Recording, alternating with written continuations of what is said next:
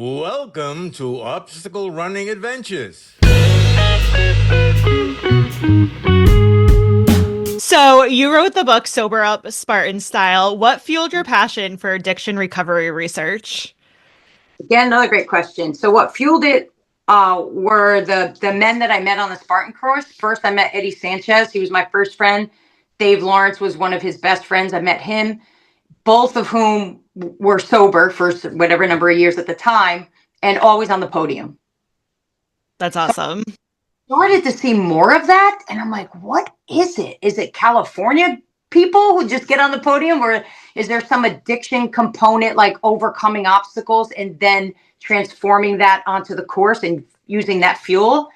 And sure enough, the more people I spoke to, the more I saw that. So by the time COVID hit, I couldn't work in gyms anymore. I used my military benefits to go back to school to the Sophia University, and I knew immediately what I wanted to study was just that. Is there something about people who have been through that sort of thing where Spartan not only helps them recover, but helps them sustain it and find a higher purpose? And what is it about Spartan that drew them to that?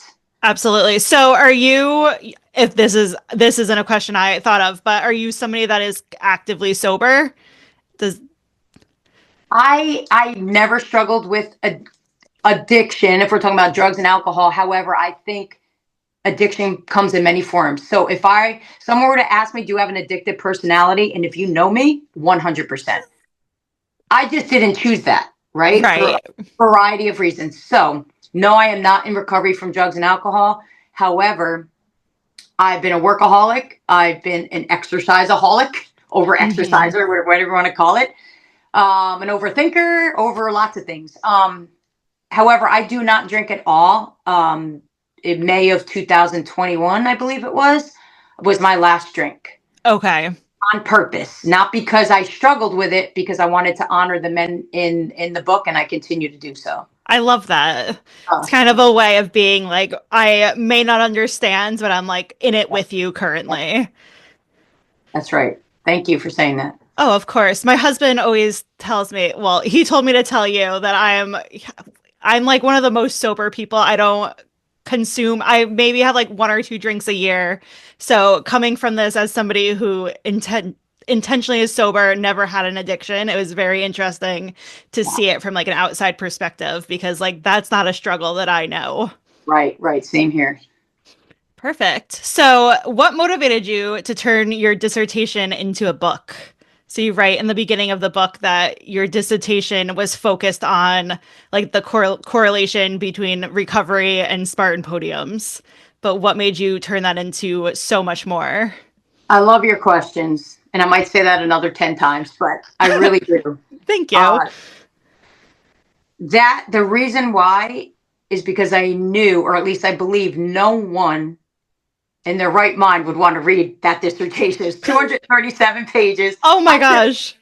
I couldn't wait to be done with it. And when I certainly wouldn't want to read it again. So here I'm thinking all this good stuff like that can help people is sitting on ProQuest. And one person actually did find it. A friend of mine, Erica Kamina now, she's married. She was like, hey, did you write this? And she found it. Oh my gosh, that's awesome. The only person that ever found it. I was like, yeah, I did. But I knew that was like a diamond in the rough, like no one was going to find it. So that's the reason it needed to be into the light. Absolutely. I felt like if I just got a Ph.D. and walked around with this title and made no difference in the world, then I missed the whole purpose of being here on Earth. And my goal is to help as many people as I can. And sitting there in ProQuest, it wouldn't have helped anyone. So it was a struggle, though. A real struggle. Yeah. What is the journey like to take something that's 200 plus pages long, and I'm sure like a lot of academic vocabulary and studies and people the regular person has never heard of, and turn that into a consumable, easy to read book? So because I have an addictive personality, I thought I could do it over 2 months in the summertime. Oh my gosh. And she's like, wow, that's really quick to write a book. I'm like, yeah, I have this. I do everything fast. I'm good. I could just lock myself in and type away and be addicted to writing for like 2 months. It did not turn out that way. It took 2 years. Oh my gosh. Of, like you mentioned, the academic wording.